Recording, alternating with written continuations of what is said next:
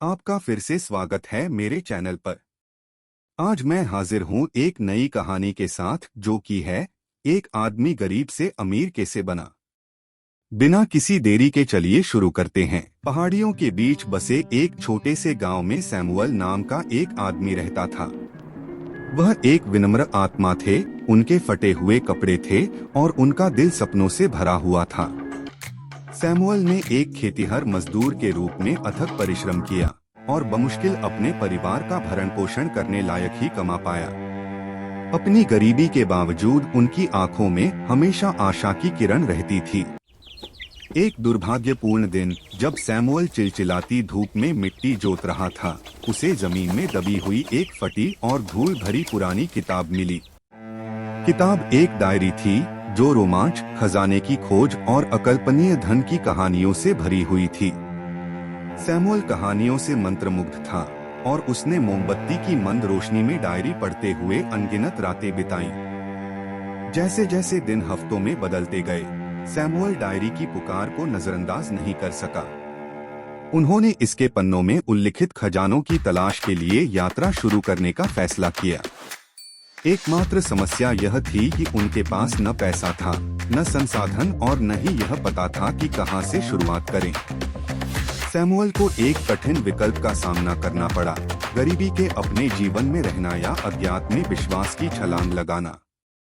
सामान की एक छोटी सी बोरी और दृढ़ निश्चय से भरे दिल के साथ सैमुअल अपनी यात्रा पर निकल पड़ा। उन्होंने घने जंगलों में प्रवेश किया, खतरनाक नदियों को पार किया और कई परीक्षणों और कष्टों का सामना किया। रास्ते में उसकी मुलाकात एक बुद्धिमान बूढ़े ऋषि से हुई जो उसका मार्गदर्शक और गुरु बन गया, जिसने उसे दुनिया के तरीके और खजाने की खोज के रहस्य सिखाए। महीनों की यात्रा के बाद सैमुअल और उसके गुरु को पहाड़ों के भीतर एक छिपी हुई गुफा में अपना पहला सुराग मिला। सुराग उन्हें जटिल पहेलियां और मूर्ख जाल वाले एक भूले हुए मंदिर तक ले गया। सैमुअल के दृढ़ संकल्प और ऋषि की बुद्धि ने उन्हें बाधाओं पर काबू पाने में मदद की और उन्होंने एक प्राचीन मानचित्र खोजा जिसमें अकल्पनीय धन का वादा किया गया था। सैमुअल की खोज की खबर जंगल की आग की तरह फैल गई, जिसने विक्टर नाम के एक चालाक और अमीर खजाना शिकारी का ध्यान आकर्षित किया। विक्टर अपने लिए खजाने पर दावा करने के लिए दृढ़ था और वह सैमुअल को मात देने और नक्शा चुराने के लिए कुछ भी करने से नहीं चुकेगा। सैमुअल, ऋषि और विक्टर प्राचीन मानचित्र का अनुसरण करने के लिए एक खतरनाक यात्रा पर निकले। उन्होंने रेगिस्तानों को पार किया, घने जंगलों में यात्रा की और खतरनाक प्राणियों का सामना किया। प्रत्येक कदम उन्हें खजाने के करीब लाता था, लेकिन इससे अधिक जोखिम भी उत्पन्न होता था। उनकी खोज उन्हें एक सुदूर छिपी हुई घाटी तक ले गई जहां एक शानदार खोया हुआ शहर सोया हुआ था। शहर उनके सपनों से भी परे सोने, रत्नों और कलाकृतियों से भरा हुआ था, लेकिन यह अपने स्वयं के परीक्षणों के बिना नहीं था। सैमुअल, ऋषि और विक्टर को शहर के रहस्यों को खोलने और अंतिम चुनौतियों पर काबू पाने के लिए मिलकर काम करना पड़ा। जैसे ही तीनों खजाने के सामने खड़े हुए, सैमुअल को एक नैतिक दुविधा का सामना करना पड़ा।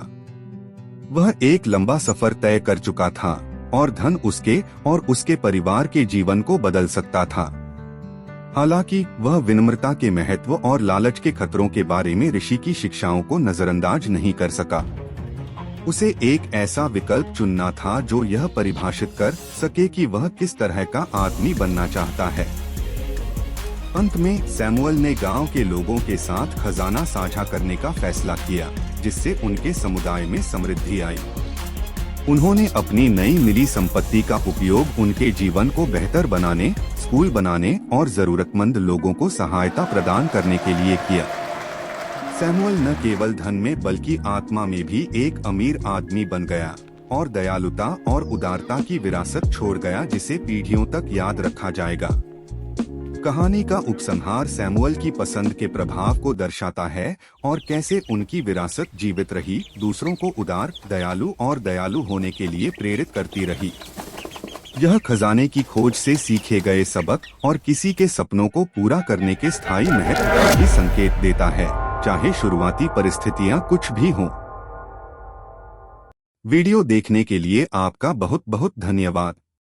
हम जल्द ही एक नई कहानी के साथ मिलेंगे। और हाँ, लाइक, शेयर, कमेंट, सब्सक्राइब करना ना भूले। बाय दोस्तों।